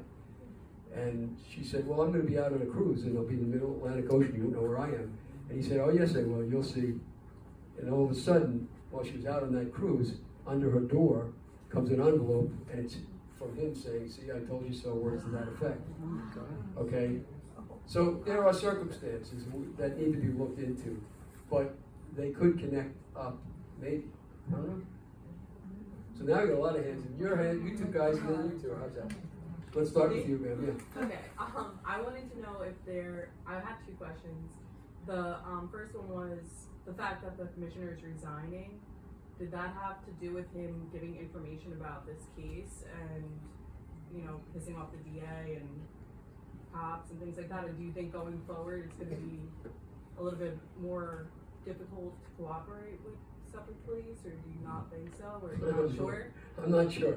Okay. And I honestly, you know, I had talked to Rodney before he resigned, and before he held the press conference with me, and I think he, honestly, he's a straight shooter, that guy, and he, you know, he has his kids, he's got some wonderful children, 2 of them are cops, and the other one is a big superstar at Wake Forest in basketball. She's a senior, so she might go pro, and he wants to be there with her. So, you know, he's a good family guy, and he knows he had to get out one way or the other. So he just had to time it correctly, and I think he did. He did it well. So I don't see this is a guy that if you pushed him and you said, you know, and he doesn't chicken out and walk away and say, oh, Okay. no way, not Rodney. No. And then the other question was there any other evidence that you had found out that you were allowed to tell us about the wife of Rex being more involved since she knew about the swinging? The evidence we have, and I've talked to these witnesses, say it's overwhelmingly likely that she knew about his, what shall I call them, diversions with all of these sex workers, one after the other. So much so that in one case, he would have them lined up. And he spent a fortune on these, you know, because that's not cheap. And she would have been home, according to the people that talked to me, and she was there. Now, if you, in that little, we also found out another new thing. I'll give you first bit on this, okay? He said, hey, I got something new, came out of this, came here. But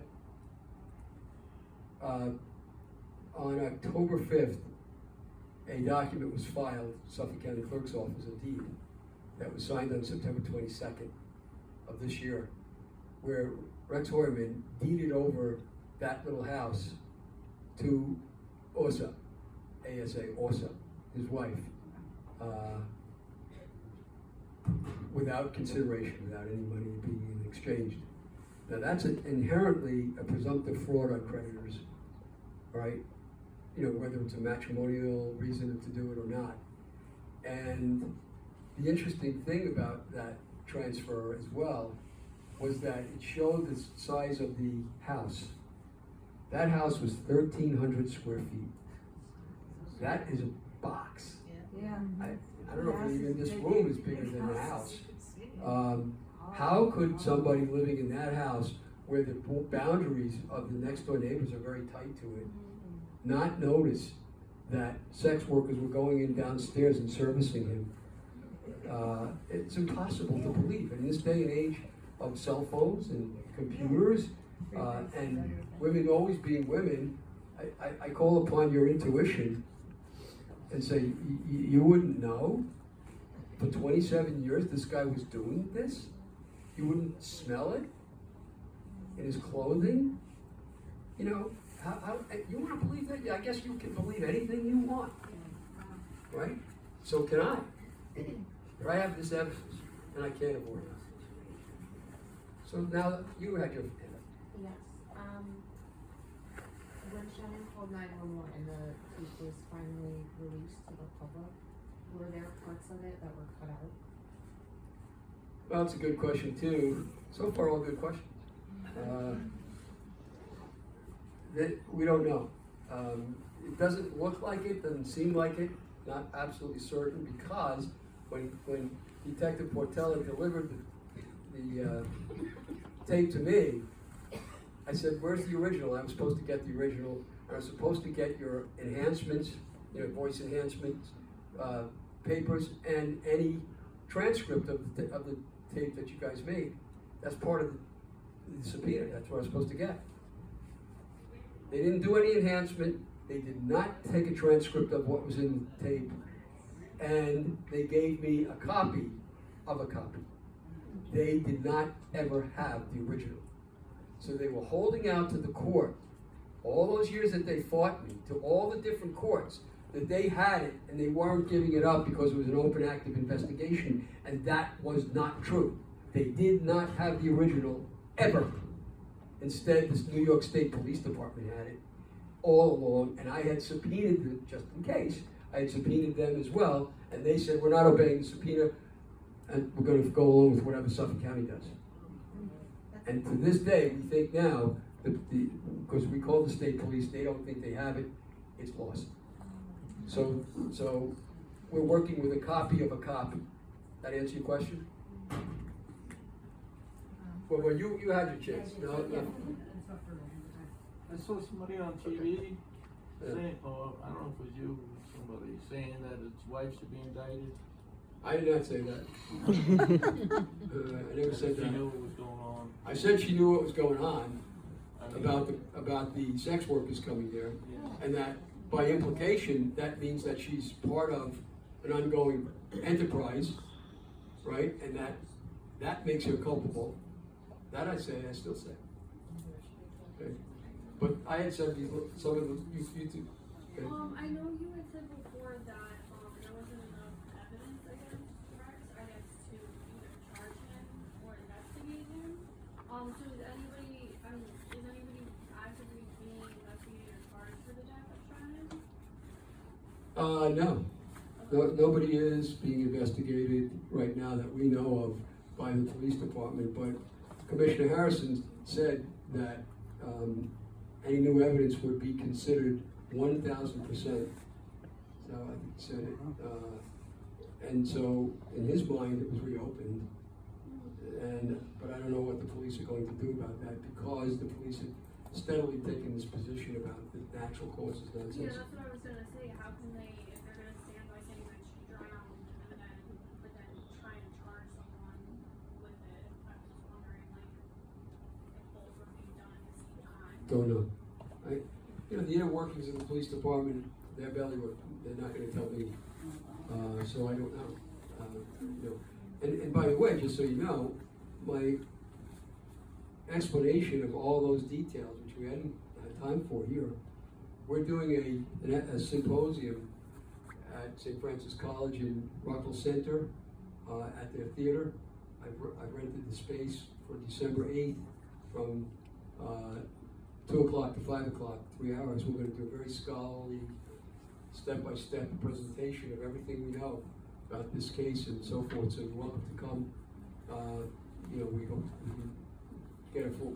It's a pretty big place, so we took that chance, right? But somebody else, Ben. Yes, I'm not familiar with the judicial system. Tell us, what stage are they at? What can we expect? Where is he at? Where are we at with this case? Do you have any dates or timelines when they will be going to it? Yeah, that's a good question too. I'm not in it directly, so I don't know what the discussions are in chambers, but typically there's discovery, and there's a time period during which each side can try to, I guess, develop their evidence. And Michael Brown, who I'm a friend of Michael Brown, he's the lawyer for him. Michael tried his first case against me many years ago.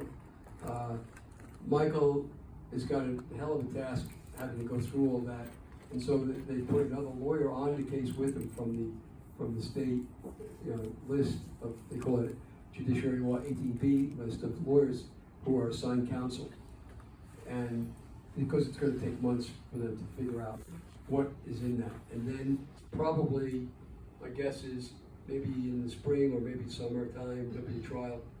It's a guess, though. They could speedy trials. If he wants a quick trial, he gets it. So, I don't know. But it brings up another issue which has not been brought up before, and I'm going to start bringing it up. Your question, and that is this: we're all taxpayers, and we are overburdened with taxes all our lives, and it's getting worse, and significantly worse. The lawyers on the 18B panel are paid by your taxes. They're paid by the state. And they get an enhanced, the normal fee is $75 an hour. It's not really a lot. But if they get an enhanced amount for a murder case. Right. Michael Brown is appointed as 18B counsel. and the administrator of the 18B panel gets to make that decision. He gets another guy appointed, or woman, I forget which is, to help him out. And if they want experts and they need other help, they can get it. It's paid for by your taxes. But Rex Horryman owns a house, or owned one until September 22nd.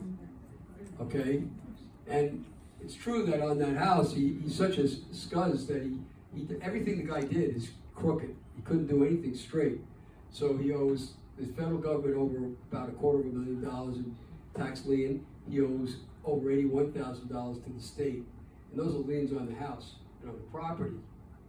But still, it's his property that has a value. And he had a job when he got busted. The day he got busted, he had a job. He owned his own business. That business has value and assets. Okay? He has other assets. He had a place in Las Vegas. He had a place up in Massachusetts or north of Boston. He had a place down in South Carolina. And he may have another place in Jersey, we're not sure. And he had other places as well, possibly. Okay? He had plenty of assets.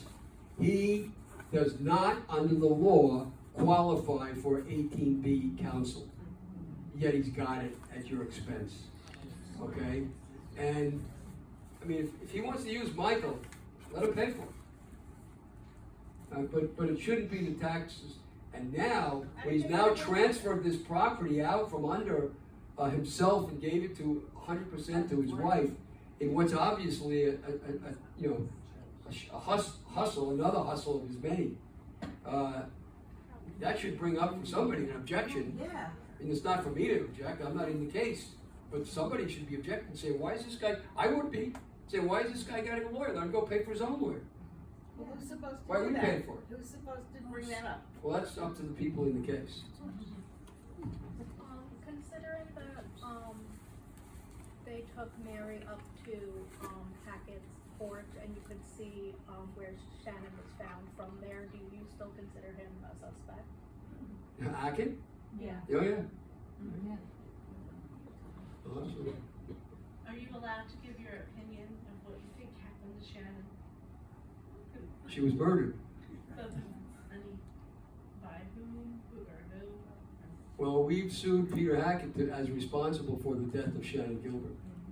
That's not the same thing as saying he committed a murder, right? But we've been able to bring that far, and we've survived 2 motions to throw that case out of court. So it's a very old case, but there it is. It's still going. I just took Joseph Brewer's deposition again on October 18th. So it's now coming soon to a head, but not yet. Still, I try to stick to the evidence. There's lots of inference, and eventually you have to rely on a combination of inference and evidence. Point the finger and say he did it, right, or she did it. And that's not easy to do. Speculation, inference, hearsay, all these tools are tools. But until you have evidence, you don't jump to a conclusion. And I don't have yet enough evidence to say this guy did, Horryman killed her or somebody else did. But certainly he's got to fall in the ring of suspects at this point as well. Do you have a roster of who was at the house, or? Yes, we know certainly who was there, and then we have the inference from the tape that there were other people as well. Yeah. Hi, Hi. do you think the doctor and Rex knew each other? It is very possible. And Shannon's driver, was he able to provide any visual, like, did he see anyone that night that may have done her harm? All I can tell you is this, Because he went looking for her for a while. so he says. I found it very odd that he would just leave her out there. Well, so do I. Or that she wouldn't go back to him.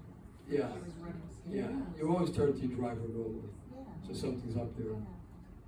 But when he testified originally, which is a matter of public record now, he denied anything. He said, I was sitting in the car, I was sleeping, and I woke up and so on, and she ran by.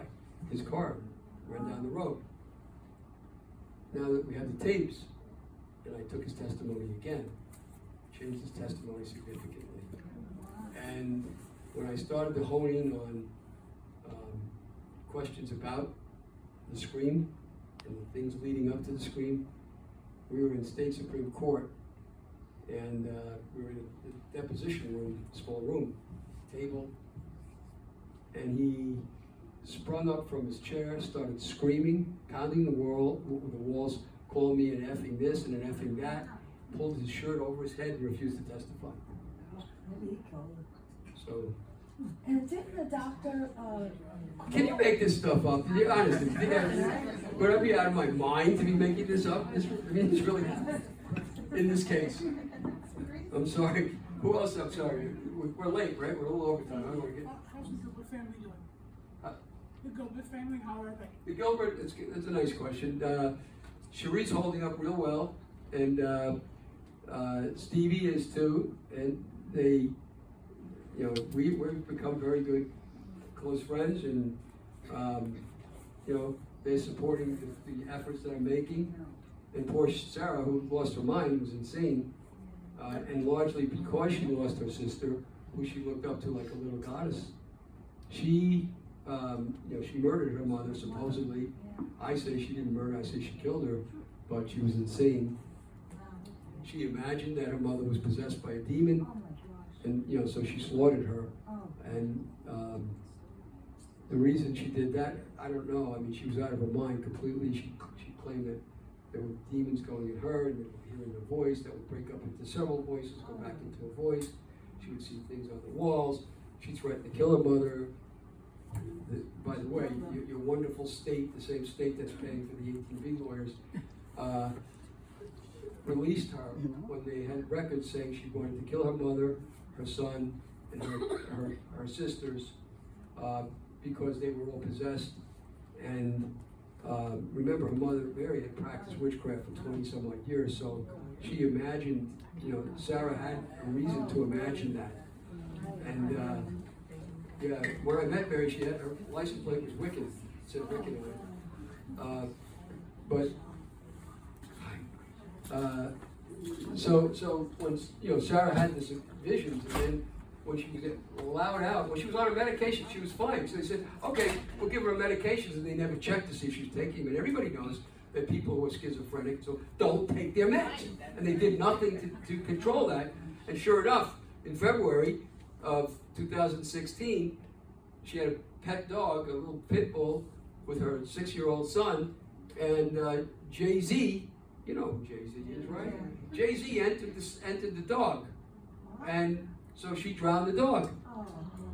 And they put her back in the hospital, because she imagined that Jay-Z entered the dog, and Jay-Z had dissed her because she had written a song that was part of the Disney movie, with this the Scandinavian Disney, what's it called?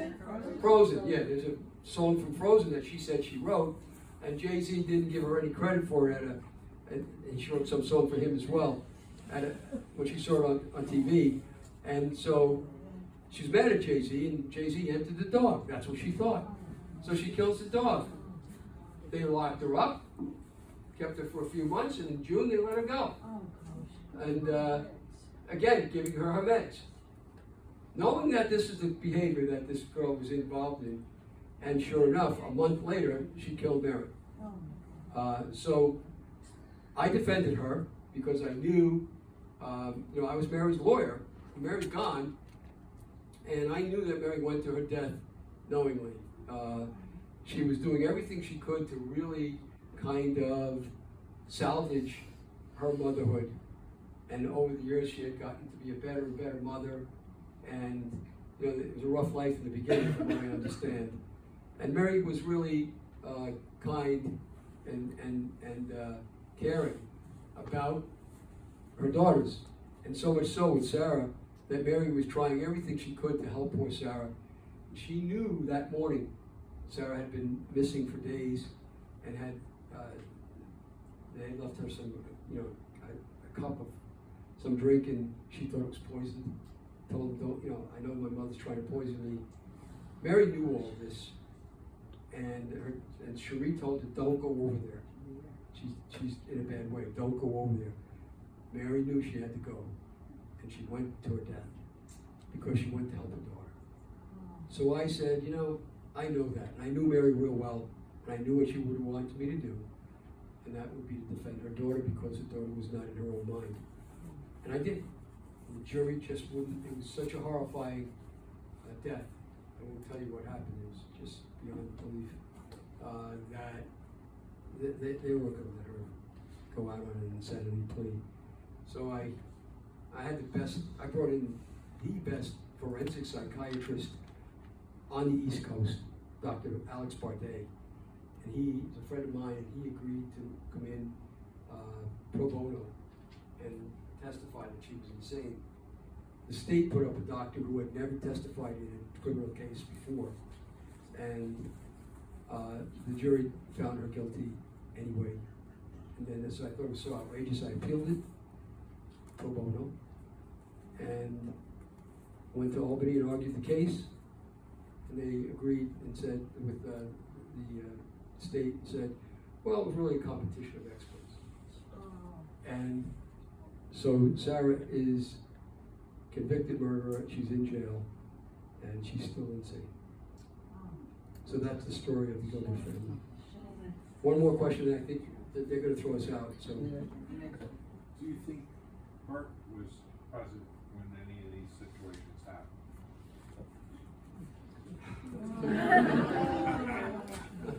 if you want to, you know, you could easily think that, couldn't you? You know, there's different hearsay evidences we have of Burke's bad behaviors in all these respects, but I have no evidence at all that I know of, and I don't know if the police do either, I don't think so yet anyway, that he was involved directly in any of these things. But I leave you with this answer to your question in a broad way. How do you think Burke could have risen through the ranks with his background from the Pius case, come up all the way through the ranks, get busted twice in rank because he's of his dilatoriness with sex workers, outrageous dilatoriness, you can't believe when you hear what he did, and still rise to become the chief? Everybody says Spota, but Spota was not in charge of the DA's office when he was rising. Spota had become a defense attorney. So Spota had no power to push this guy up. He had something Right? on a lot of those guys. He might have had influence, He had but not stuff. the same thing. And I ask you this, how do they all, this guy would go to police affairs functions, and he would bring Loretta with him and dress her all up. Okay, you know cops, and he may be cops. You don't think they noticed? Right, then he would bring that was the black one, then he'd bring the white one, you know, from the girl that lived with him. And he'd bring her, dress her up, and strut her around. And none of these guys noticed this? None of them knew about this? And yet he gets promoted rank after, how did he get there? How did he get all the way up there? There has to have been corruption, moral corruption in the hierarchy of the police department to let him get where he was. There's no other good explanation or any explanation for that at all. And when I went to Spota's trial, I went one day and there was a reporter who showed me that 3 of the 3 white shirts, you know, brass buttons kind of thing, testified. All 3 of them had to admit to adulterous relationships in their families when they were on the witness stand. 3 out of 3. Don't you think, aside from the moral aspects of that, you know, don't you think that maybe Burke had information that helped him decline where he went, and that there was corruption? I'll leave you with that. Have they checked the tower? By the way, I can't answer anymore, but I just want to thank you. Thank you.